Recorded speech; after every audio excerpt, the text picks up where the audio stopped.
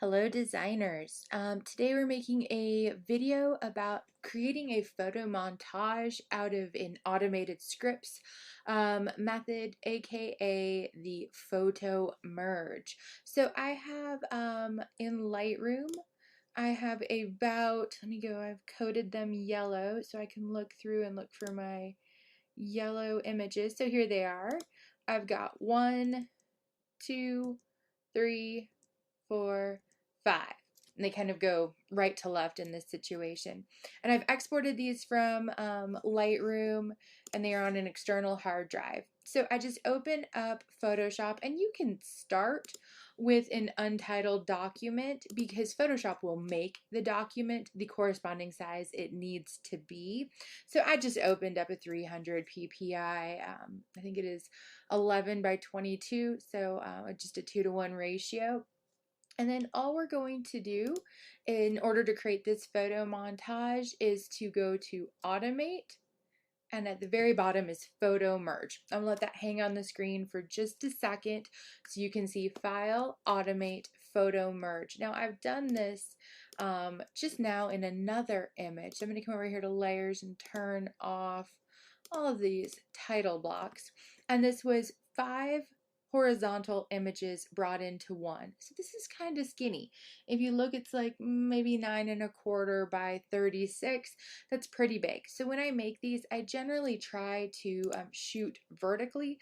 That way my ratio and comes out better and there's less distortion. So let's go ahead and do this with our second option, Automate, Photo Merge.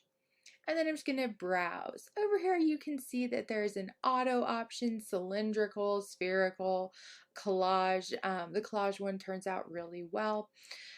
But for this one we're just going to do auto because I want it to look as realistic as possible for the client. So I'm going to open this up, come over to my external hard drive, look for the party, and then I've written down the file numbers. So I know it's 6480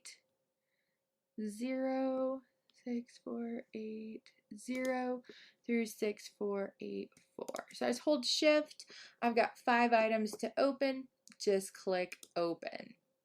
Now this could take a few seconds because as you saw that was 120 gigs or 120 megs of image. So it's going to open up like this and you're like, oh, that's only the one image, but don't worry.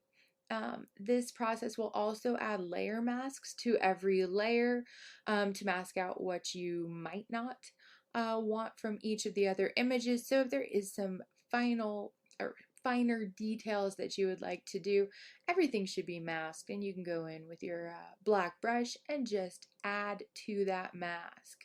Now I gotta say I'm not thrilled with the way this one turned out, but it is not terrible.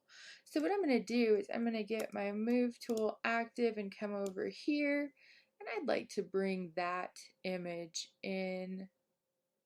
I do think it needs to be brightened up a bit, so I'm going to go to curves, lighten it to match the others, go back to my layer, hold option, and click it just to there. Now I can make some finer details in that matching. That looks pretty good.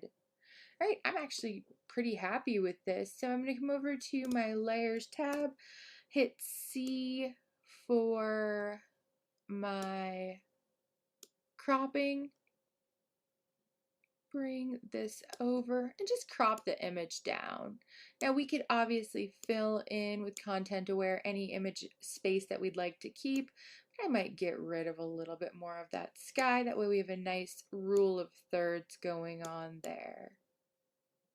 Put all of our content in the middle. Let's get all that we can and hit enter. This looks pretty good. Now let me turn these off. I do think that I want to merge this a little bit better. So I'm going to grab a brush, hit my square bracket to bring it up, make sure that I'm on my layer mask, and then just mask out where that harsh line came in. That looks great.